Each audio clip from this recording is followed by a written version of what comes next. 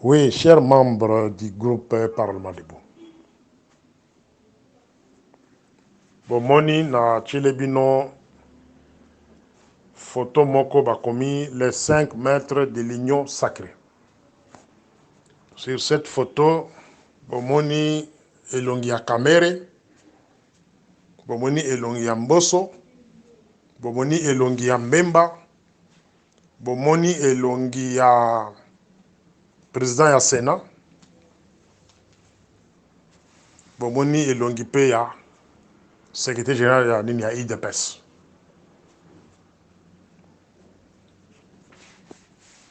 Après la commune C, le Congo n'a pas la chance. Message oyo na kosala sikoyo et kozala adressé directement à ba militant ya IDPS. Quand j'ai fait allusion aux militants de l'IDPS,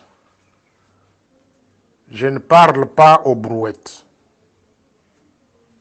Les brouettes, ce sont des esclaves au bazar utilisés dans la IDPS depuis 2019. Bato onyon souvent bakumisa, bakomi ba riche. Bango mon côté na ba famille na bango, ba neve na bango. Mais elle continue toujours à kokumisa bato wana. Donc, mon message de ce matin, je ne m'adresse pas aux brouettes. Je m'adresse aux cadres et militants de l'IDPS intelligents. Bao bakanisaka lokolanga. Na Tchelebino, au moins 5 images. Ya bateau bazoko composé au babengi union sacrée. C'est ici au botala jour à élection. Ce qui camarade Félix va proclamer qu'il a échoué, a raté deuxième mandat. Ils ont parti à Bilongi ou ils allaient avoir. Voilà les raisons où c'est ni ou l'adversaire politique à camarade Félix va brandir devant la communauté nationale et la communauté internationale. Je vais m'expliquer hein, avant de commencer. Parmi les raisons où le camarade Félix c'est que vous échouez l'élection, IDPS vous échouez l'élection, vous échouez deuxième mandat. Ils ont parti à Bilongi ou na Tchelebino. Avant de continuer dans la parenthèse moko. Camarade Félix, ceux qui goma et qui pouvoir na yosalenini et seli. Bakosa le coup d'état. Naza ko répéter le sous avant la parenthèse. Les militaires rwandais, selon les infos que nous avons, ils ne sont pas loin de la ville de Goma. Les militaires rwandais ne sont pas loin de la ville de Goma. Jean-Pierre Bemba Okolandanga. Peter Kazadi Oza Kolandangai. Binonde Batumi Bale Boza la sécurité Mboka na Maboko. Yo Kazadi Oza gérer ANR, Oza gérer DGM, Oza gérer police, Oza gérer ba gouverneur.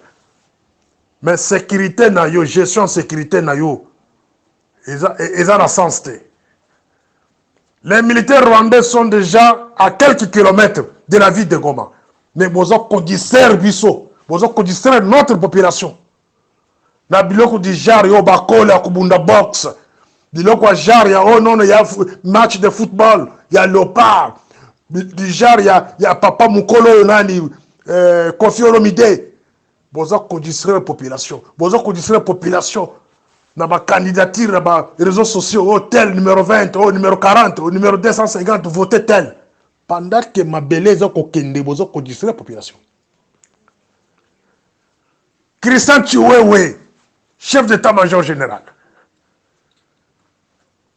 La recommandé yo, Christian Chiwewe, talaka, ba image à général Mayele. Talaka ba image, il y a parade, il y a général Eluki. Natangi na noka mibale wana. Talaka ba parade, il y a général Okola Mosala. Talaka ba parade, il y a ba généraux wana natangi awa. ou apprendre comment tenir parade devant les militaires. Apprends comment koloba.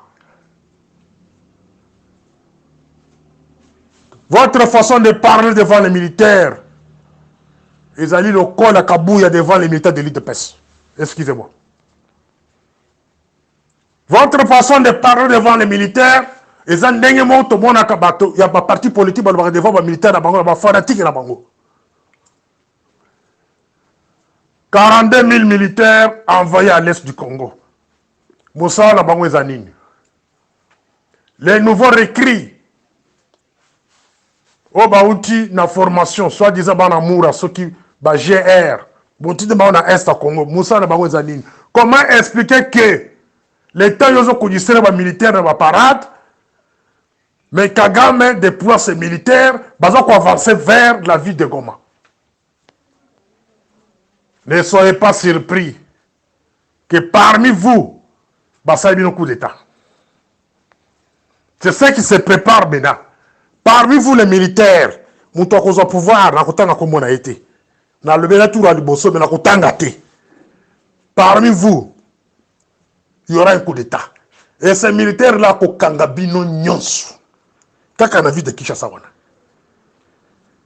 ces militaires-là feront comme Laurent Désiré Kabila.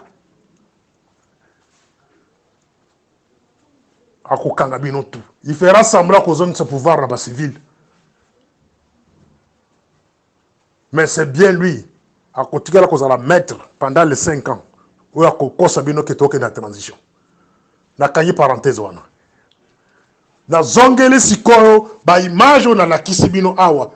Comment la CENI, comment la communauté nationale, comment tout le monde vont justifier échec, il y a deuxième mandat Félix.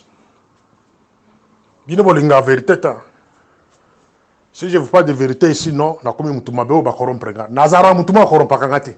Ni Kabila, ni Katumbi, ni Nani, ni Yemoko Félix. Mutuma ko apesa kambo na ite. Mutuma ko tapesa kambo na bango. Mais si je veux parler, je parle sans contrôle. Ici, na ko boxer sans gants parce que ana moni boche ba image ba Mbemba, ba Katumbi et plutôt ba Mboso, ba Kabuya, Bahati, etc., etc.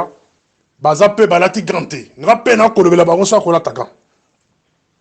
To ba dans la caméra. Bon faut ngona mato na bino bo comprendre pourquoi camarade Félix va échouer dans l'élection za koya. Bino bato bo conseiller kaya keno kota na kimwa eloko oyo. Bo kolela.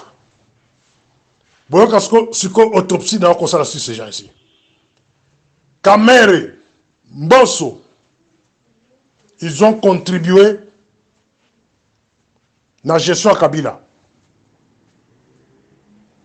Créateur à Kabila, créateur, il y a système kabilisme, créateur, il y a système oyo, ça là que, IDPS que vous êtes, bobundisa yango, bobundisa système wana pendant 18 ans. Créateur, moutou a créé un système, c'est Kamere. Papa Mbosso, Bahati, Lokwen, Mbemba, Bazaki, accompagnateur du système créé par Kamere. S'il y a quelqu'un à blâmer, vous, les gens de l'île de Pes, c'est à Kamere. C'est pas Kabila. Kabila ne connaissait pas le Congo. Kabila ne connaissait pas le système congolais. Kabila ne savait pas comment les partis politiques fonctionnent à cette époque-là. Moutou a créé Kabila, Moutou a créé un système kabilisme. C'est Kamere que vous voyez ici. Accompagné de Mbosso, accompagné de Bahati Lukwebo, accompagné de Mbemba. Et vous, les gens de l'île de Pes, vous allez continuer à chanter en coulisses que nous avons le deuxième mandat. Le deuxième mandat avec une figure, avec des figures que vous connaissez bien que Bangonde va détruire Kamboka Wana. Les gens que je viens de citer ici. Si le pays a été détruit, si l'armée a été infiltrée, si la police a été infiltrée, si la DGM Aujourd'hui, même le DG de la DGM qui est là-bas, c'est Kamere qui a mis ça avec la connivence de Mme Nyakeru. Ils viennent d'où? Les systèmes que nous vivons aujourd'hui, c'est Kamere. Mes chers amis de l'UDPS. Kamere, c'est le créateur de Kabila. Le kabylisme, pas Kabila individu. Le kabylisme, Obino Bundisa qui lobby. C'est Kamere. Il ne peut pas nous échapper. Bemba, c'est parmi les gens qui ont pris les armes pour exterminer son propre peuple. Bemba, Bemba qui vous voyez là. C'est parmi les gens, si on compte 15 millions de morts dans le Congo, lui aussi fait partie d'un groupe Wana, Yabatouana. Bemba. Quelle image que vous allez donner nos peuples congolais aux élections futures? Ça, c'est la question que je pose aux militants de l'UDPS. Voilà. Kabouya. Kabouya. Augustin Kabouya. Hakulandanga, parce qu'il est dans ce groupe ici. Kabouya. Batuyo monoko kokenda kusangana na bango. Eza Mbemba. Eza Vital Kamerhe, Mbosso. Na Bati Lokwebo. Les anciens kabylismes. Kabylistes. Quand je parle de kabylistes, je ne vois pas Kabila individu. Je vois les systèmes que moi et vous, Tobundisaka. Tala Babiloko Bakolakisa, la communauté nationale, internationale, que Félix, vous avez tapé à côté. Kamerhe n'est pas un modèle pour le Congo. Mbosso n'est pas un modèle pour le Congo. Mbemba n'est pas un modèle pour le Congo. Bahati, la même chose, ne sont pas des modèles pour le Congo. Kabouya Augustin, c'est parmi les gens qui vont détruire parti IDPS. IDPS est en voie de disparition à partir de Kabouya. Homme fort au sein du parti IDPS, c'est Kabouya. Il n'y a pas la démocratie au sein de l'IDPS. Organe nyonso oyo komposaka IDPS piétiner yango okoki koloba kuna te soki olobi bakangisi yo. IDPS ekufi. IDPS ekufi. IDPS est comme un chanteur qui a batumi balemisa to basangane au nom de l'IDPS. Oyo bakolobela IDPS il faut bakanga bango. Il faut diaboliser bango. Kabouya lelo zo ke kusangana na les anciens kabylistes. Olobi koza na union sacrée. Personne en majorité Jean-Pierre Mbemba sur l'étendue de la vie de Kinshasa. Si par exemple Bachele Moutoumoko, il y a parti Moussoussou Mbemba s'il peut battre cet homme-là. Personne en majorité les autres se cachent place d'une. Uniquement la vie de Kinshasa. MLC représente quoi dans la vie de Kinshasa? Tangela et Nakwenini. Ce qui m'bogue Koubibate. Personne en majorité, il y a Vital Kamerhe. Et ça place dans la province. Allons province par province. C'était moi là où Kamerhe est populaire. Et pas la bango na Bukavu parce que boyayi. Parce que botan là ici que man Kamerhe ko pesa majorité par Tshisekedi na élection za koya. Mbosso, il est populaire où? Si peut-être à Bandundu.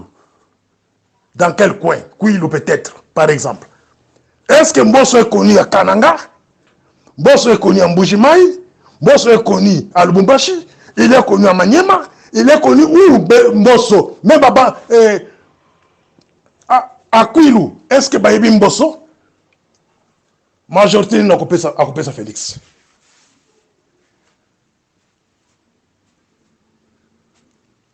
Bahati Lokwebo. Aza la majorité dans la province nini. Bahati aza la majorité dans la province nini. Tout dans la Katanga. Nani ayebi Bahati na Katanga? Nani ayebi Bahati na Kolwezi? Nani ayebi Bahati na Bandundu? Nani ayebi Bahati na Bakongo? Na Kisangani? Na Équateur? Pour que bon que nos majorité, nous sommes dans la majorité, on va donner majorité à camarade Félix, mes chers amis. Combien de gens que Kabouya a l'onglet dans l'IDPS? Combien de frustrations au sein de l'IDPS? Est-ce que vous avez pensé Il y a Kozongisa Bato à l'IDPS, les anciens de l'IDPS, avant l'élection 2023. Est-ce que l'IDPS est pensé que Kozongisa, les anciens de l'IDPS, que vous avez diabolisé hier, moi, l'IDPS a télémis parmi les anciens, à la majorité. Quand il parle, c'est tout le monde qui les suit. Est-ce que vous pensez que Kozongisa Bato est ancien des partis? Bon, non, sont des diables. Ma figure, bon, présenter Bissolelo. Regardez les figures que vous nous présentez aujourd'hui. Vous nous présentez une figure comme de Mbemba. Bon, lui, que figure, on peut s'ajouter par camarade de Félix, zéro. Bon, qu'on soit de l'autre côté. Figure, on la caméra. Bon, Finga Kiawa, Mouyibi, a détourné Mbongo, à Salibo. C'est celui-là que vous allez présenter comme figure. Il y a coupé camarade de Félix, majorité, zéro. Mbosso, il a trahi son propre parti, PPRD. C'est un ancien du PPRD. Vous pensez que Mbosso va donner la majorité à Tshisekedi? Zéro. Pendant que le PPRD a question, ils ont même refusé de participer aux élections en 2023. Mbosso a la majorité, c'est par Félix. Zéro. Token Abati Lokwem, un grand commerçant. A kotikala kopé sa majorité mon côté parce que gestion na bango na Sénat. Loi mon côté tikala qu'on a voté. Loi mon côté. Pendant qu'ils sont là, voter loi mon côté. Na influence à Sénat, tikala koubimisa loi mon côté pour nous protéger Congo. Donc ça dit que ce sont des figures inutiles auprès des camarades de Félix. Donc bon espérer victoire de mon côté. Ceux qui vont forcer victoire avec les 4 figures ici, ou 5 figures, il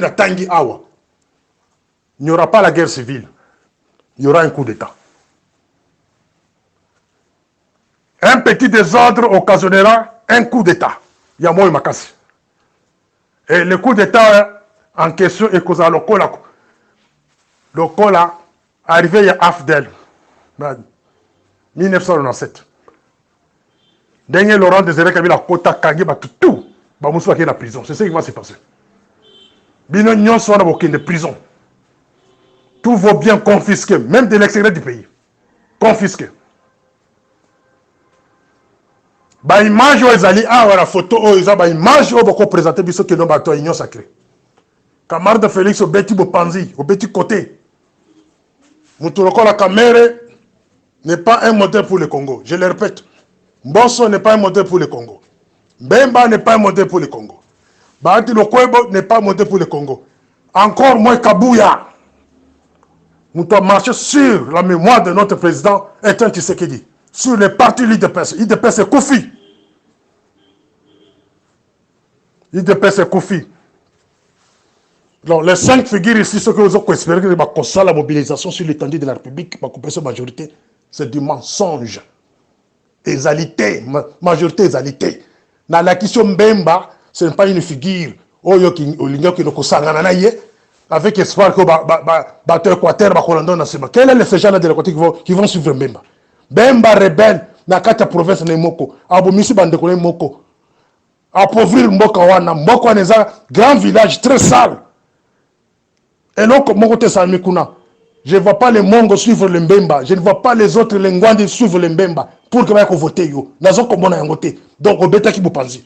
Moutouloco la caméra, la même chose. Je ne vois pas les Kivusiens en général te voter au nom des caméras. Aussi longtemps que Bakangaye, Batwa Kivu Bakufa, na Kobo Caméra. Abimi, on a quelque chose à yo. Message n'a pas Batwa Kivu. Ça veut dire qu'il n'y a rien à Kivu au nom des caméras pour appeler aux majorités. Mbosso, la même chose. Parti politique, c'est qu'à outil de PPRD. Batwa parti à PPRD. Baboy qui accompagner l'élection. Il devrait commencer d'abord par sensibiliser les gens de PPRD. Va s'enrôler. Mais Baboy qu'on s'enrôler. Donc, Mbosso fait la politique de lui-même avec sa famille. Azan la majorité monte à couper ça. Kabouya a boumi parti. L'IDPS était représenté sur l'étendue de la République. L'IDPS est incapable de sensibiliser la majorité dans la ville de Kinshasa. Pour vous accompagner, vous devez déposer candidature dans l'IDPS seul. Incapable de le faire. Pourquoi? frustration eleki. Ba communicateur nyonso ya UDPS va disparaître. Pourquoi? Kabuya. Ako futa bango te, azo kokipe bango te. Banani bako voter yo na UDPS. Au sondole UDPS pour aller se présenter comme candidat indépendant. Quelle erreur. Voilà des raisons où on a le belé à Wakeno. Ceux qui vont va proclamer les résultats comme on a mis comme première terre, et ça va raison notre colobela. Il est temps au Kanissa comment qu'on règle dès maintenant. Soit vous sollicitez les dialogues francs avec une extension de 6 mois à 1 année pour les élections futures. Au Bongi, sinon on a parti dans le IDPS. Si moi j'étais à votre place, camarade Félix, dans la postulité. N'a pas la grande porte. Une fois accordé une extension il y a 6 mois à 1 année pour l'élection, il y a Malamo. N'a retiré la candidature Nangaï, n'a organisé l'élection à Malamo pour que nous vende la Congo. N'a le qui dauphin parmi Batunangaï, n'a che dauphin mon quoi Malamo, moutoza aza conflictualité. Pas aller prendre les figures pareilles que tu vas voir bosso dauphin Nanga. Pour que va protéger yo na famille na yo politique na famille biologique après l'élection. Si moi j'étais vous, ça c'est moi. Je ne dis pas que tu sais qu'il dit Assalam Kabonangabe. Si moi j'étais vous, camarade Félix, na linga qui n'a se présenté dans l'élection été.